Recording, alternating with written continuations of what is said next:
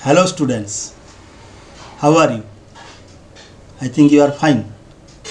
And today I have come with a very important lesson of English grammar, and it is on the use of to and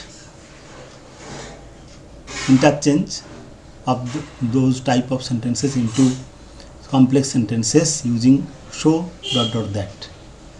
This is a type of question that is frequently found in the test papers and Madhyamik exam and also in HS exam. So this type of question is very important to us. Okay, let us enter the class. দেখো তাহলে আমরা আজকে do as ডিরেক্টেডের একটা পর্যায়ে একটা type করতে যাচ্ছি, সেটা হচ্ছে কি না টু টু টু দিয়ে যে বাক্য থাকে সেটাকে সো ডট ডট দিয়ে ট্রান্সফারে করা। টু ডট ডট টু মানে এটা অ্যাকচুয়ালি সিম্পল সেন্টেন্স থাকে।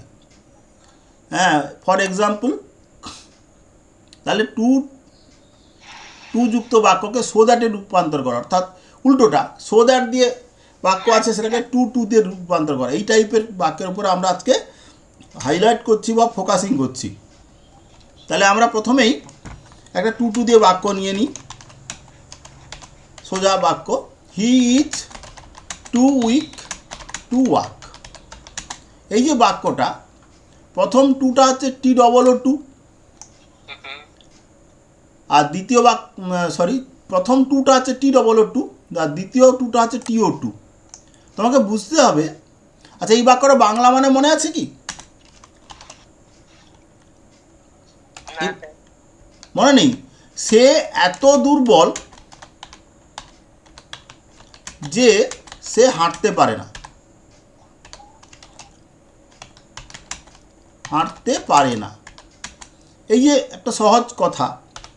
একটা জিনিস লক্ষ্য করে দেখো, এই বাক্যটার মধ্যে কিন্তু কোনো নেগেটিভ শব্দ দেখা যাচ্ছে না। তা সত্ত্বেও বাংলা করার সময় আমরা কিন্তু নেগেটিভ বলছি। এটাই হচ্ছে বাক্যটা বিশেষত্ব। He is too weak to walk. এখানে টি ডবল ও টু একটা অ্যাডভার্ব, যার মাধ্যমে অতিরিক্ত মাত্রা বোঝানো হচ্ছে। এখানে দুর্বলতার মাত্রাকে বোঝানো হচ্ছে। আর টিও টু ওয়াক যখন বলা হচ্ছে ওটা কি না একটা ইনফিনিটিভ। তাহলে এই ধরনের ইংলিশ বাক্য ব্যবহার হয় এবং যার মানে কিন্তু নেগেটিভ, কিন্তু বাহ্যত বা বাইরে বোঝা যাবে না যেটা নেগেটিভ মিনিং বোঝাচ্ছে, বাংলা করতে গেলে বোঝা যাবে। তাহলে এইখানে বাক্যকে আমরা কিসে রূপান্তর করব না সো দ্যাট দিয়ে বাক্যটা যে হয় সেটাকে আমি রূপান্তর করব। সেটা কিভাবে হচ্ছে না হি is so weak that he can not walk. He is so weak that he can not walk. তাহলে এখানে দেখা যাচ্ছে টু উইকের জায়গায় একটা কথা এসে গেল, সেটা হচ্ছে সো উইক। ঠিক আছে, আর একটা এক্সট্রা কথা এসছে কি না দ্যাট হি ক্যান নট। যেন টিও টুর পরিবর্তে তিনটে কথা চলে এসছে, কিন্তু এটা লক্ষ্য করবে ভালো করে। তাতে কি হলো না মানে কিন্তু পরিবর্তন হলো না, বলার ভঙ্গিটা পাল্টে গেল কিন্তু মানে সেম। সে এত দুর্বল যে সে হাঁটতে পারে না। দেখো বাংলা বাক্য ইংলিশ বাক্য দুটোরই মানে সেম হয়ে যাচ্ছে প্রায়, কিন্তু প্রথম সেন্টেন্সটা he is too weak to walk, this is a simple sentence. কথাটা বুঝলে? এটা জানতে তো পরিষ্কার, he is too weak to walk simple sentence, কিন্তু কারণ এখানে ফাইনিট ভার্ব একটাই আছে, সেটা হচ্ছে is. This is the finite verb. এই বাক্যটাকে আমরা he is so weak that he can not walk করে লিখছি। এটা কিন্তু হয়ে গেল কমপ্লেক্স সেন্টেন্স। বোঝা গেল কেন কমপ্লেক্স সেন্টেন্স? মনে আছে কমপ্লেক্স সেন্টেন্স কাকে বলে?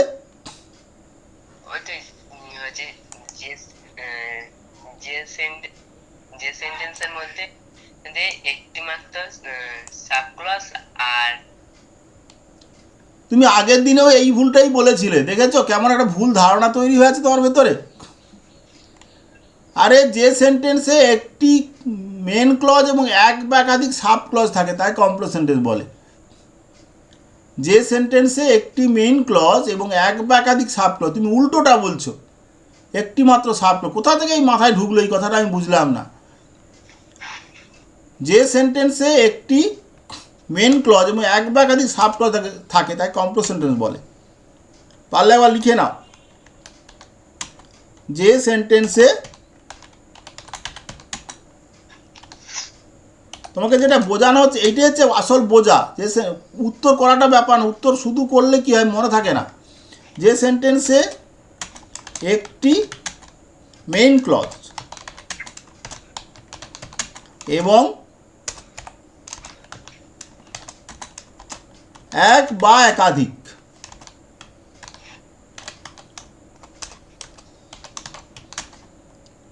সাব ক্লজ থাকে। লিখে নাও, লিখলে মনে থাকবে, ব্রেনের সাথে কানেক্ট হবে। যে সেন্টেন্সে একটি মেইন ক্লজ এবং এক বা একাধিক সাব ক্লজ থাকে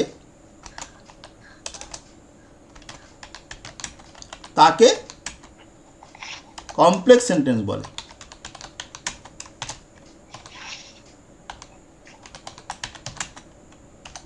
হলো? হ্যাঁ স্যার। ভুলবে না মোটে এইসব কথাগুলো। এগুলো ভুলে গেলে, যেমন মানুষ যদি লেখা ভুলে যায় যা দশা হয়, গ্রামারে এইসব জিনিসগুলো ভুলে গেলে সেরকমই দশা হবে। আসলে স্টুডেন্টরা রিভিশনের অভাবে আর বোঝার অভাবে ভুলে যায় বলেই এই জিনিসটাই হয়।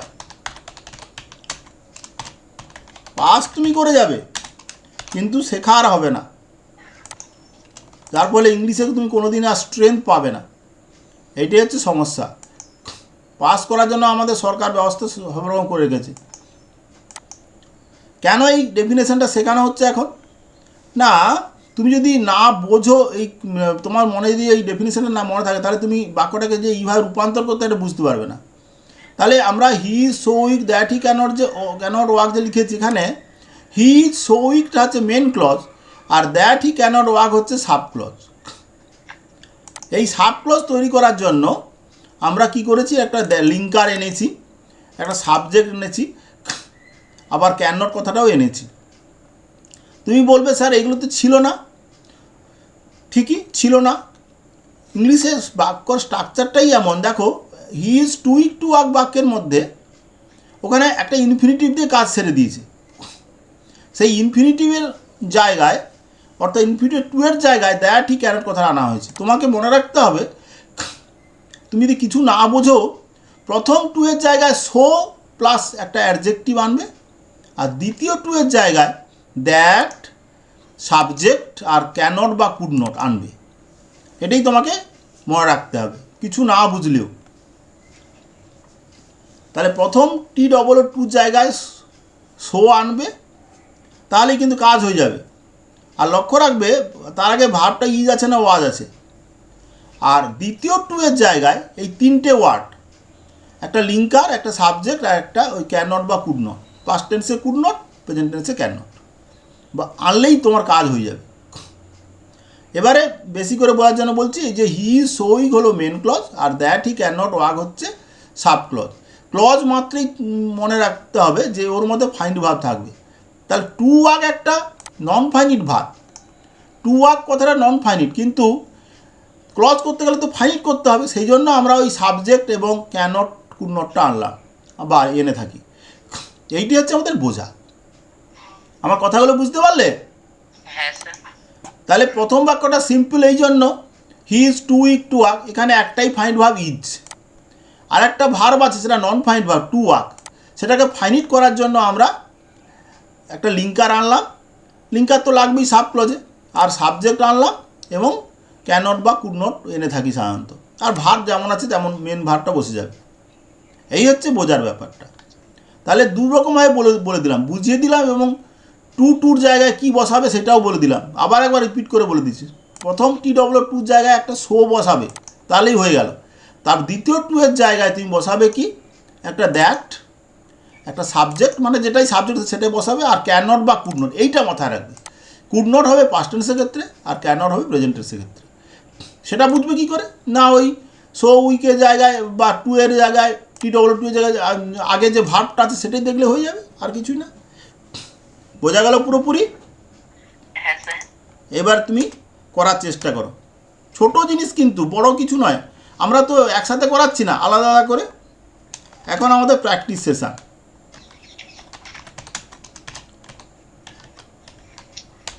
তুমি না এটাকে খাতার মধ্যে একটা বিশেষ জায়গায় একটা 2 পৃষ্ঠা 3 পৃষ্ঠা ধরে ফাঁকা রেখে এইটা করে রাখো, দেখবে একবার জলের মতো হয়ে যাবে, তখন তুমি এক্সপার্ট হয়ে যাবে। আচ্ছা লেখো, জাস্ট আমি নর্মালি রিরাইট করতে দিচ্ছি তোমাকে। লেখো, he is too foolish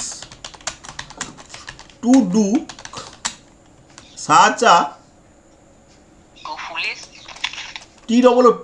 foolish to do this work, to do this easy work. He is too foolish to do this easy work. তারপরে একটা বাক্য, she was too fat to do too fat to work. She was too fat to work. Too fat to work.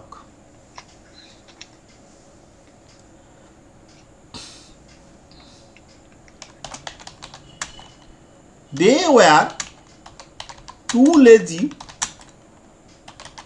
to do ধরো to produce any food. Lazy To produce, PRODUC, produce any food. They were too lazy to produce any food.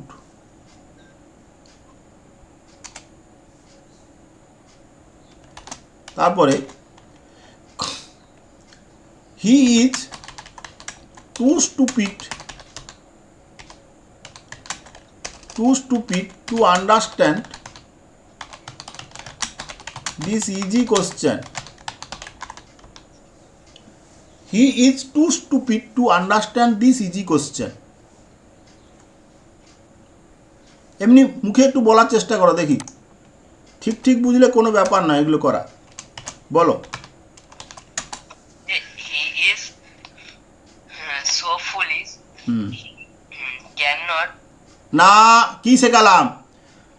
দ্বিতীয় টিও টুর জায়গায় একটা that আনবে, একটা subject আনবে, মানে যেটা সাবজেক্ট থাকবে, আর একটা ক্যান নট বা কুড নট আনবে। এই সূত্রটা কেন মনে থাকছে না? কিচ্ছু বুঝতে হবে না তোমাকে। হি ইজ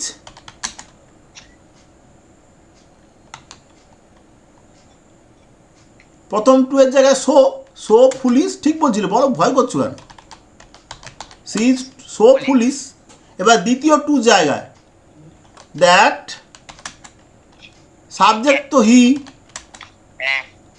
ক্যান নট হবে না কুড নট হবে? ক্যান নট প্রেজেন্ট টেন্স আছে, যেহেতু ইজটা আছে। ক্যান নট ডু, এবার দিস ইজি ওয়ার্কটা বসে যাবে জাস্ট, ওটা আর কিছু কাজ হবে না। দিস ইজি ওয়ার্ক কত ইজি একটু ভাবো, একটু চিন্তা করে দেখো। তুমি খাতায় লিখেছো তো? প্রথম টুটা আন্ডারলাইন করো, T2, ওর জায়গায় তুমি বসাচ্ছ সো। কিচ্ছু না বুঝলেও তোমার কোনো প্রবলেম নেই, ঠিক আছে? আর দ্বিতীয় টিও টু জায়গায় কি বসাচ্ছ? So that. ভুল বলছো তুমি, আমি সেইটাই শেখালাম তোমাকে। সো দ্যাট, শুধু দ্যাট নয়, তিনটে ওয়ার্ড আনবে।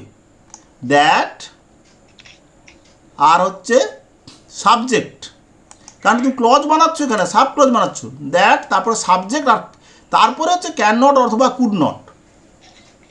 এবার প্রেজেন্ট টেন্স থাকলে ক্যান নট, আর যে মেন ভার্বটা সেটা বসাবে। ডু তো আছেই আমাদের এখানে, ওটাও বসে যাবে। এইটুকু মনে রাখতে পারবে না? দ্যাট আসবে, সাবজেক্ট আসবে, আর can not could not plus verb, এইভাবে মনে রাখবে, ঠিক আছে? তুমি গুগল মিট দিলে তুমি করতে পারবে, মানে অ্যাক্সেস করতে পারবে? আজকে হবে না। আচ্ছা ঠিক আছে, ওই জন্য আমি করা দেবো। হলে বলবে আমাকে যে স্যার গুগল মিটে করান, তখন আমি গুগল মিটে তোমাকে লিঙ্কটা দেবো। ঠিক আছে, হ্যাঁ। দেখো পরেরটা আছে, she was too fat to walk. আগেরটা বা আগের আলোচনা যদি বুঝে থাকে এবারে কোনো ব্যাপারই নয়। বলো, সি ওয়াজ টু ফ্যাট, লক্ষ্য করে করবে, she was too fat to walk. ও he was so that so fat, so that fat রে, ফ্যাট, এফএটি ফ্যাট। ও হ্যাঁ so fat তারপর she could আরে আরে আরে আরে থামবি, ভালো করে বল। She was too so fat, তারপর তারপর হচ্ছে so fat, তারপর হচ্ছে that হ্যাঁ, she cannot walk. না লক্ষ্য করো ভালো করে, আমি কি বললাম বারে বারে, ক্যান নট না কুড নট, সেটার দিকে কোথা থেকে ঠিক করবে না, ভার্বটা কি আছে দেখো। ভার্বটা past tense আছে could not। হ্যাঁ দেখেছো তো ব্যাপারটা, আমি এইটাই চাইছিলাম, কুড নট ওয়াক। হলো, ব্রেনে ঢোকাতে হবে বাবা, সবটাই কি আর জলের মতো হয়ে যাবে? কিন্তু সব রকমভাবে বুঝিয়ে দিলাম, তারপরে যদি মাথায় না ঢোকে, তার মানে বুঝতে পারছো, শুধু ভিডিও দেখে বা কেউ করালে করলে হবে না, তখন বুঝতে হবে ভেতরকে।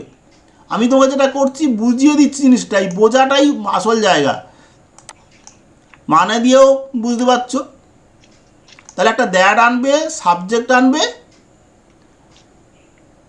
তারপরে ক্যান নট বা কুড নট প্রয়োজন মতো বসবে, তারপর ভাবটা বসে যাবে, যাই থাকুক না কেন। তারপর একটা বলো, লিখেছো তো, they were too lazy to produce any food. এটা বলার চেষ্টা করো।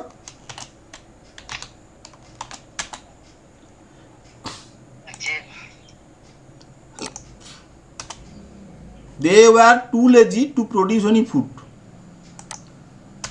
they were too lazy উত্তর বলছো তুমি, to produce any food। আবার বলো। হচ্ছে there were দেয়ার বলছো কেন তুমি, দে ওয়ার। ও হ্যাঁ they were so lazy that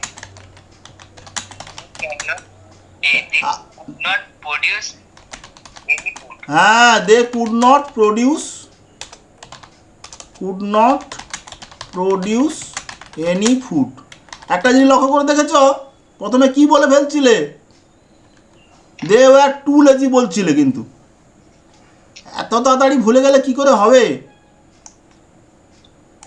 brain কিন্তু ফাংশন ঠিকমতো করছে না, যে কোনো কারণেই হোক। কেন করছে না সেটা তুমি ভালো হয়ে, থানকুনি পাতা খাচ্ছ না কি, থানকুনি পাতা খাচ্ছ? না ওই স্যারের কথা শুনবে না আর কি করে হবে, ভাবছো ফালতু কথা। হয়েছে, they were so lazy that they could not produce any food, করেছে তো। হ্যাঁ স্যার। তারপরেরটা তোলা আছে, he is too stupid to understand this easy question. বলো এবারে নির্ভয়ে উত্তর বলো। হচ্ছে he is hmm, so that খালি কি পাগলের মতো, আরে তুমি তো শুধু টি ডবল টুর জায়গায় শো বসাবে, দ্যাট এখন আসছে কেন, স্টুপিড কথাটা কে বলবে? he is so stupid hmm that hmm, cannot understand easy। That he can not understand this easy question. তোমার লেখা নেই ইজি কোশ্চেনটা, ইজি পর্যন্ত তো লেখা আছে। এই কোশ্চেন মানে হচ্ছে, সে এত বোকা যে সে এই সহজ কোশ্চেনটা বুঝতে পারে না। ইজি লেখো, ইজি কোশ্চেন, বাক্যটা মানে হতে হবে তো। He is so stupid, sorry too stupid to understand this easy question, easy কোশ্চেনটা লেখো। হলো, হ্যাঁ একটু 1 মিনিট তুমি ধীরভাবে লক্ষ্য করো, অবজার্ভ করো যে কি স্যার এত, আমাকে তো এত 5-4টে উদাহরণ করানো হয়ে গেল কিন্তু বোঝানোর পরে, তারপরেও দেখছো হড়কে হড়কে যাচ্ছ। এটা থেকেই বোঝা যায় যে ধারণা করা তো সোজা নয়, কিন্তু আমি কিন্তু একই টাইপ করাচ্ছি। লেখো। আচ্ছা ঠিক আছে, দেখে নাও তুমি একটু, আমি একটু একটা কোশ্চেন লিখি।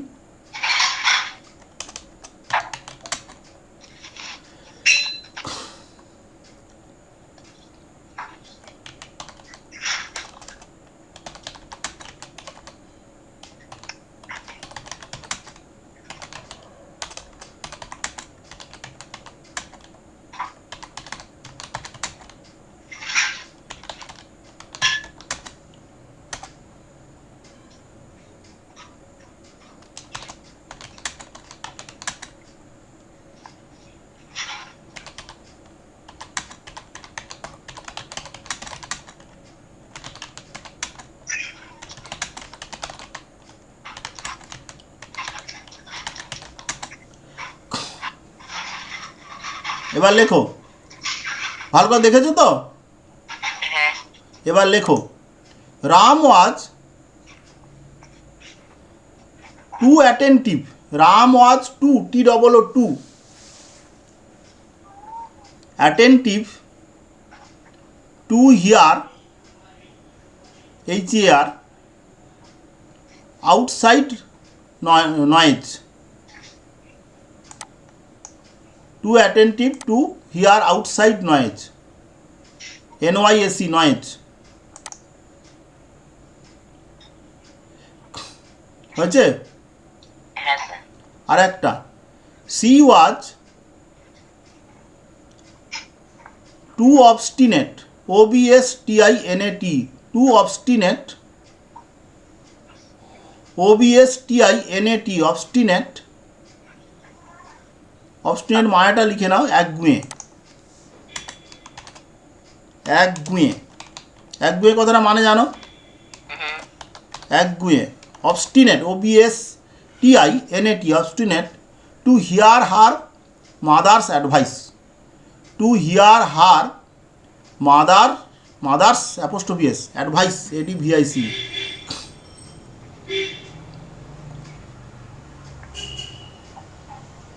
এবারে বলো। Ram was Ram was so attentive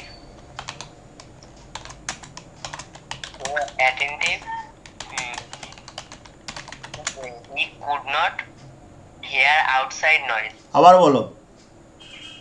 Ram was so attentive that no, he could not hear outside noise. আবার বলো। He was so attentive he could not hear outside noise. রামকে বাদ দিলে না তুমি? স্যার রামটা তো বললাম। তুমি বলো, রাম দিয়ে বলো নি, লাস্টে রাম দিয়ে বলো, হি দিয়ে বলে যাচ্ছ। আবার বলো। ও Ram was so attentive Ram could not hear outside noise. প্রতিবারে একটা করে ভুল করে যাচ্ছে, হ্যাঁ? দ্বিতীয়বারে আবার রাম বলতে কে বললো তোমাকে? ওখানে প্রোনাউন ইউজ করতে হবে। Ram was so attentive that he could not hear outside noise. Sir আগের বার তো ওটাই বললাম। আরে না না, তুমি আগের বার প্রথমে হি দিয়ে শুরু করেছো, আমি শুনছি তো মন দিয়ে না। রাম ওয়াজ, তুমি তোমার খটকা লাগছে ওই দ্যাটের জায়গায়, দ্যাটের পরে কি বসাবে ওইটা একটা ভেতরে দ্বন্দ্ব কাজ করছে। এটা দ্বন্দ্বটা হওয়া স্বাভাবিক ছিল, কারণ নাম দিয়ে আগে করাইনি। Ram was so attentive that he could not hear outside noise, এটাই কারেক্ট আনসার হবে। লেখো, Ram was so attentive that he, past tense বলে could not hear outside noise. হলো?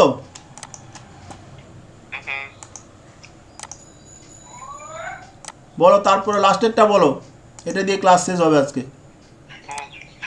তারপরটা she was so obstinate she could not দেখছো, দেখো that ছেড়ে যাচ্ছ এত। that she could not mother advice. আবার ভালো করে বলো, প্রোনাউনের গন্ডগোল হয়ে গেল। she was so so obstinate that he could not hear দ্যাটের mother. পরে কি বলছো তুমি ভালো করে বলো তো? কি? দ্যাটের পরে কি বলছো? হি বলছো না সি বলছো? She হ্যাঁ ভালো করে বলো। She could not hear her mother's advice. ঠিক আছে।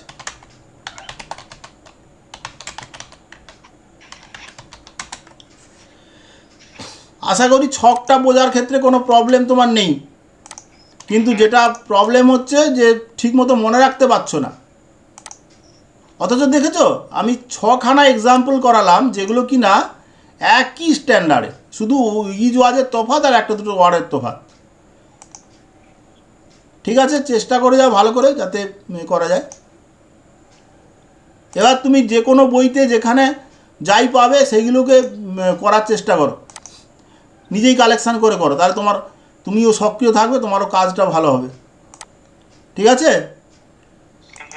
আমি আর নতুন কিছু কাজ তোমাকে দিচ্ছি না, নাকি দেবো দু একটা? Sir, একটা দুটো দিচ্ছি, লেখো। অত বার করাও তো, আচ্ছা লেখো। The man was too hungry, HUNGRY, hungry, to walk no more, to walk further. The man was too hungry, TOO. The man was too hungry to walk further. WLK, walk further. We were too eager, EAGER,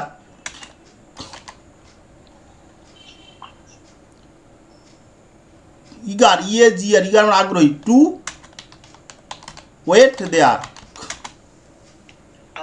We were too eager to wait there. WIT, wait there মানে এত আগ্রহী ছিলেন যে সেখানে অপেক্ষা করতে পারলেন না। She was too curious too curious to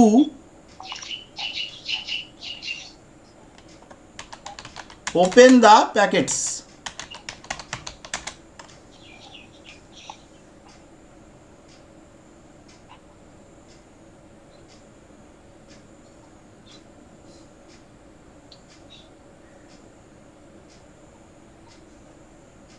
ঠিক আছে, হ্যাঁ sir.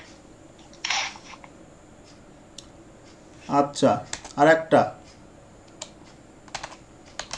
Rita is too ideally to rise early in the morning.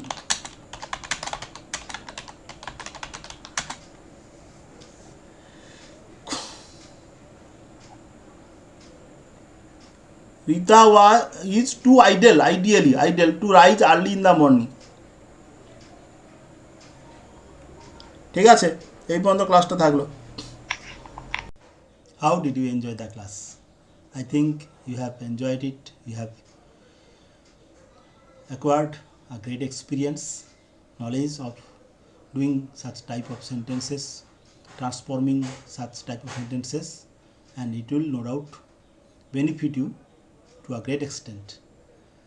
Watch this video repeatedly if you forget this type of transformation. Okay, thank you very much. I think you have done already subscribed my channel. Now you share it, comment it, so that we may serve you properly in future. Let us depart this class and see you again. Thank you very much.